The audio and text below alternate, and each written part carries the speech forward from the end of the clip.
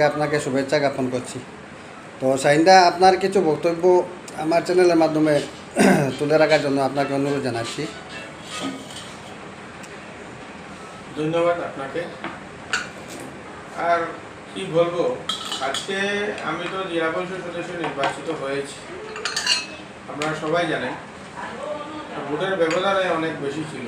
আমার এই এলাকার মানুষ, দিদারপুর শহীদুলগ্রাম জেলা পরিষদ এলাকার মানুষ অনেক আশা ভরসা নিয়ে আমাকে যথেষ্ট সংখ্যক ভোটের ব্যবধানে আমাকে জিতিয়েছেন। আমি এখন পর্যন্ত আজ অবধি আমাদের জেলা পরিষদ সদস্য হিসাবে শপথ গ্রহণ বা সরকারিভাবে আনুষ্ঠানিকভাবে আমরা দায়িত্বভারও আমাদেরকে দেওয়া হয়নি।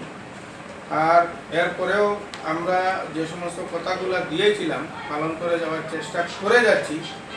জানি না কতটা করতে পারবো, কিন্তু আমি চেষ্টা করে যাব আগামী 5 বছর আমার এই যারা ভোটদাতারা রয়েছেন ওনাদের যে আশা ভরসা নিয়ে ভোট দিয়েছিলেন সেই আশাগুলো কীভাবে পূরণ করা যায়, এবং এখানে অনেক আমাদের এই শুদ্ধ একটা জনপ্রতিনিধি হিসাবে আমার যে সমস্ত দায় দায়িত্ব আমি পালন করার চেষ্টা করে যাব আগামী দিনে। আপনাদের সবাই দোয়া, আশীর্বাদ এবং সহযোগিতা কামনা করি।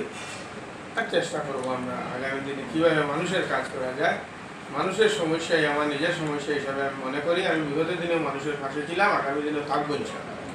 তো শাহিনদা, এবারে আপনি জেডপিসি পদে প্রথম না? প্রথম। ঠিক আছে দাদা, ধন্যবাদ।